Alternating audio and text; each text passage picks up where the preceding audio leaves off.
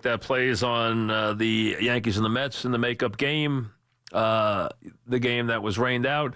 Now they'll try to play it tonight. Could get rained out. We'll wait and see. They will try very hard to play it, obviously, because the Yankees can't schedule too many more of these games. They want to get them in. Tonight's, of course, DeGrom and Severino, if they do play it. So that's what we'll be looking for. We'll keep you up to date. Keep it here. We'll stay on top of it and see whether or not we hear anything as far as the weather goes with the game. You know, coming off the Boston series and looking at the teams that were going to play off that series, it was going to be a week where you just expected the Yankees to kind of get their equilibrium back, which they did, win some games, okay, go about their business.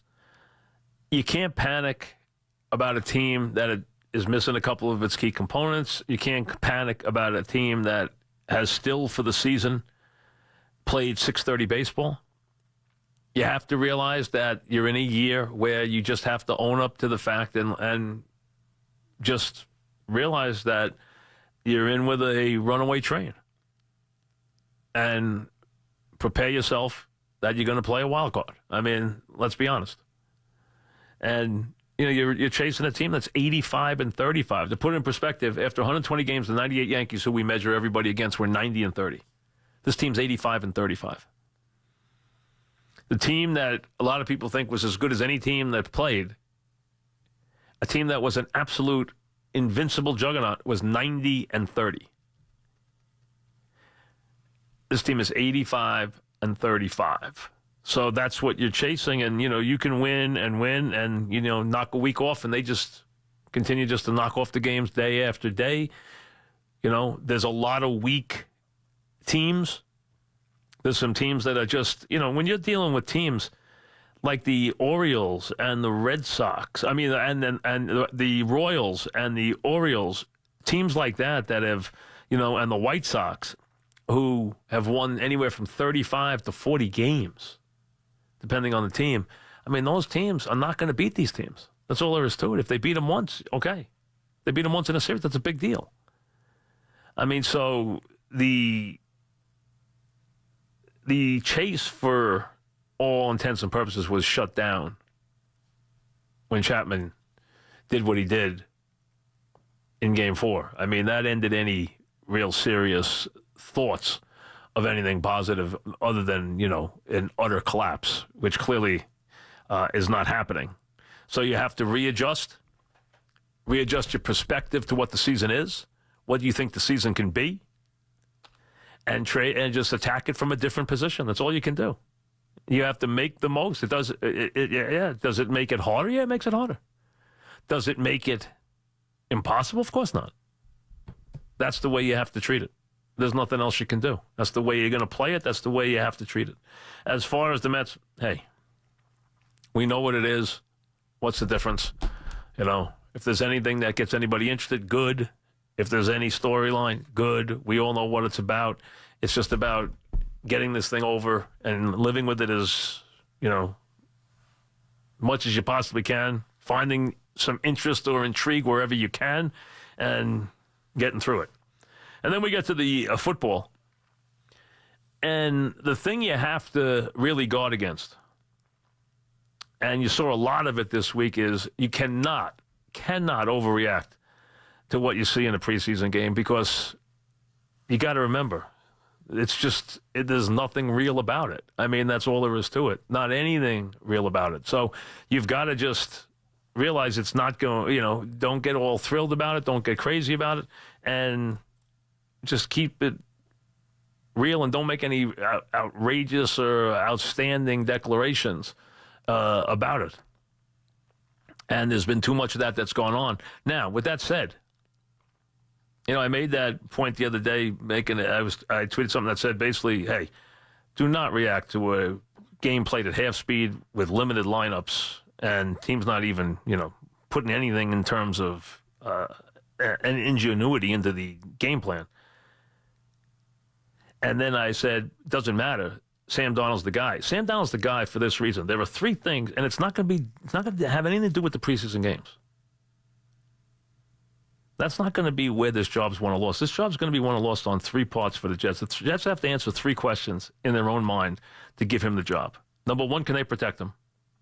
Number two, can he command the room? And number three, does he have a complete grasp of the offense? They will be able to tell that by every day, every minute of how he goes about his job, and they have been thrilled by everything they've seen. I know he played well, but that doesn't matter that he played well. It's really not the thing. What he does day to day, how he picks up the offense, how he deals with his teammates, how he commands his teammates, how he runs the room, that's the stuff. His has to be his team. He's got to command the team. He's got to command the room. He's got to know the offense, and he's got to be able to have a toughness to handle what's going to come in terms of media, in terms of attention, in terms of adversity. But the first thing and the most important thing is, if you're the Jets, you must know in your heart that you have given him at least a modicum of talent to play with. The Jets are not a playoff contender, we know that. But that there is enough talent around him to give him the ability to make some plays and to grow. And that you give him an offensive line, and this is imperative, that you do not get him beat up, because you can do severe damage to a first-year quarterback by getting him beat up. Not just physically getting him beat up and have to have the situation where he's out for a long time or suffering some injuries like we've seen with a great player like Luck, who has been, so physically beat up over a couple of years. But more than that, just that he can be confident in his job and feel like he can be productive in his job because he can get some protection. That's imperative. And I think they have, from what I see, enough personnel around him that I would be very much in favor of it being his job. I would keep Bridgewater. I would not trade Bridgewater off until probably the trade deadline. I would wait until a team was desperate. I would wait until there wasn't a lot of access to quarterbacks. I would keep him until then. And I would want Teddy Bridgewater to be the best quarterback in the preseason games because I want to sell him. And I want to hold him as long as I possibly can. I'm not going to try and trade him off the end of preseason unless somebody offers me a sweet deal. I'm going to hold him until somebody's desperate before the trade deadline. Somebody who wakes up one morning, we've all seen it, you got a playoff team underneath you and you have nobody to play quarterback because your quarterback just went down for the season. And that's where you get to really pick up something you can really use in terms of a next year's draft pick for a guy like Bridgewater, who can play in this league. We all know he can. McCown could be the backup and almost a mentor. McCown wants to be a coach anyway. He's already a coach in a lot of ways in what he's doing right now, in breaking this kid in. I think they are three quarterbacks in three very different places in their careers, in their lives, and I think they understand what their places are. Bridgewater knows Bridgewater knows enough already from what he's seen and been around this kid. He knows this kid's going to be the quarterback here. He knows it. Why? Because he knows quarterbacks. He is a quarterback. He understands this is going to be his team. We all understand that. If you don't understand that, you're not paying attention. The only question now is when. And I think it should be right from the get-go because I think he can handle it. I've been a supporter of this kid and a guy who thought this kid was going to be good from the get-go. I've never wavered with that, and I have no reason to waver with it now. He's shown me nothing that would make me waver in any way. I think he is the guy who should be the quarterback from day one. I think that's how it works. I think that's the way you do it now. I think that's the way it's built economically, and I think that's the way it's built now franchise-wide. That's what you do. You put him in and play him. The days of those guys sitting for years and years, the days of Kenny Stabler sitting behind a LaMonica, or even having guys sit behind the likes of Brett Favre, and that's a little different situation, but still, you don't want to have that situation. You want to have a tier system with your quarterbacks. You want to have your guy, and you want to have your backups. And you'd like to have a young guy just to, in sake of development, but the Jets don't need a young guy now because they have a guy who is going to be there with them for a very long time. And is going to be their quarterback for a long time. And to me, I think there's very little debate about that. There should be very little debate about it. If someone wants to make some, go ahead. This is not about Bridgewater Donald. This is about whether Donald's ready. Back after this.